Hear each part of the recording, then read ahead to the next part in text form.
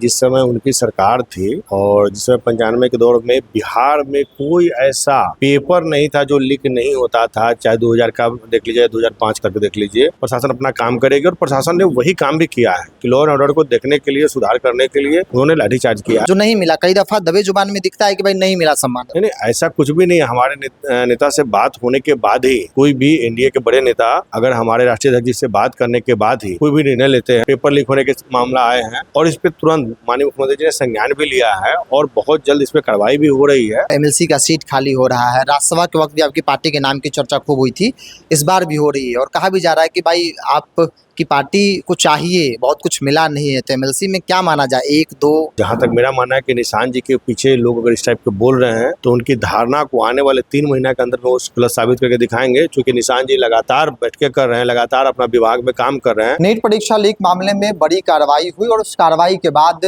विपक्ष के नेता काफी अग्रेसिव हो गए हैं। छात्रों के भविष्य के साथ न सिर्फ बिहार सरकार बल्कि केंद्र सरकार भी खेल रही है। आज आपने नेता प्रतिपक्ष का बयान सुना होगा, उन्होंने कहा कि भाई आप रोजगार नौकरी की बात करते हैं, पेपर लीक हो जाता है, छात्रों पर लाठीचार्ज करते हैं, सीधे तौर पर भविष्य के साथ खेल रही है, बहुत दिख रहा है। नेता प्रतिपक्ष जी को बोलिए कि जिस समय उनकी सरकार थी और जिस समय 95 के दौर में बिहार में कोई ऐसा पेपर नहीं था जो लीक नहीं होता था। चाहे 2000 का देख लीजिए, 2005 तक देख लीजिए। कोई ऐसा एग्जाम ही नहीं होता था बिहार में जिसमें कि परीक्षा लीक नहीं होता था। लेकिन आज आप देख रहे होंगे कि पूरे साल में शायद मुझे लगता है कि पहली एक ऐसी घटना आई है जिसमें कि ये पेपर लीक होने के मामला आए हैं और इस पे तुरंत माननीय मुख्यमंत्री जी ने संज्ञान भी लिया है और बहुत जल्द इस पे कार्रवाई भी हो रही है। और जहाँ जहाँ के सेंटरों पे इस प्रकार की घटना हुई थी वहाँ का पेपर वो परीक्षा भी रद्द किया गया है। तो सरकार इस पे कदम उठा रही है और निश्चित रूप से जहाँ जो जैसी जरूरत हो रही है उस पर सरकार उस पर एक्शन भी लेगी। मंत्री जी, TRE-4 को लेकर जो पिछली सरकार, नीतीश कुमार जब मुख्यमंत्री थे, उन्होंने कहा था कि भाई बेचैन नहीं होना है, सब हो जाएगा। एक समय बीत गया और बच्चे सड़क पर भी उतरे, लाठीचार्ज हुआ। अब तक कोई उस पूरे मामले में पहल नहीं दिख रही विभाग का, तो सवाल थोड़ा सा असमंजस का विषय है। देखिए, मामला था कि दोनों पक्ष को देखना पड़ेगा। अगर वो छात्र एक तो रिस्ट्रिक्टेड एरिया है टकमंगला चौराहा, उस एरिया में घुस कर अगर आप उपद्रव मचाएंगे तो प्रशासन निश्चित रूप से लॉ एंड ऑर्डर के देखने के हिसाब से प्रशासन अपना काम करेगी और प्रशासन ने वही काम भी किया है कि लॉ एंड ऑर्डर को देखने के लिए, सुधार करने के लिए उन्होंने लाठीचार्ज किया है। तो इसमें कहीं ना कहीं उपद्रव मनाने वाले छात्रों को भी ध्यान देने की जरूरत है कि आप शांति ढंग से कीजिए ना। जहाँ भी अगर कोई भी बात है शांतिप्रिय ढंग से आप कीजिए, आप शांति ढंग से धरना प्रदर्शन कीजिए, सरकार निश्चित रूप से आपके साथ है। कैबिनेट में एक सहयोगी निशान जी भी है, निशान जी को लेकर कई सवाल खड़े हैं, चूँकि आप बहुत करीब से देख रहे हैं, मीटिंग में भी कई साथ बैठे होंगे। आपका ओपिनियन क्या है, लोगों को क्या कहेंगे? चूँकि लोग कह रहे हैं कि भाई स्वस्थ नहीं है, सक्षम नहीं है विभाग चलाने में, स्वास्थ्य विभाग बड़ा विभाग है, उनको दे दिया गया है।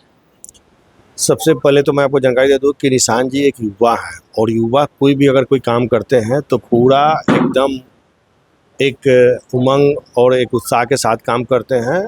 और जहां तक मेरा मानना है कि निशान जी के पीछे लोग अगर इस टाइप के बोल रहे हैं तो उनकी धारणा को आने वाले 3 महीने के अंदर में वो गलत साबित करके दिखाएंगे। क्योंकि निशान जी लगातार बैठकें कर रहे हैं, लगातार अपना विभाग में काम कर रहे हैं और कहीं ना कहीं आने वाले समय में आपको दिखेगा पटल पे कि स्वास्थ्य विभाग एक बहुत ही अच्छे ढंग से काम कर रही है। अंतिम सवाल ले लेते हैं।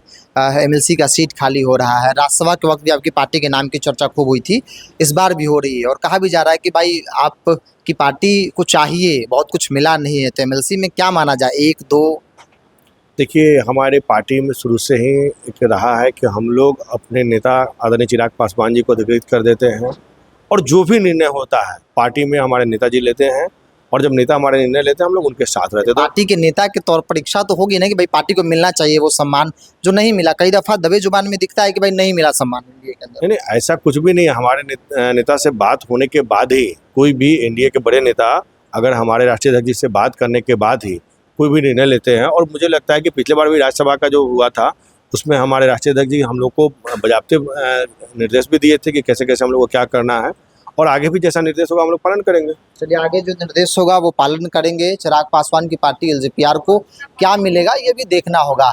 मंत्री संजय सिंह है, पार्टी दफ्तर पहुंचे हैं, पार्टी के नेताओं के साथ, कार्यकर्ताओं के साथ मुलाकात कर रहे हैं।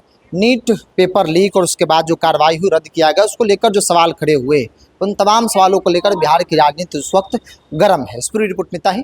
बहुत बहुत धन्यवाद।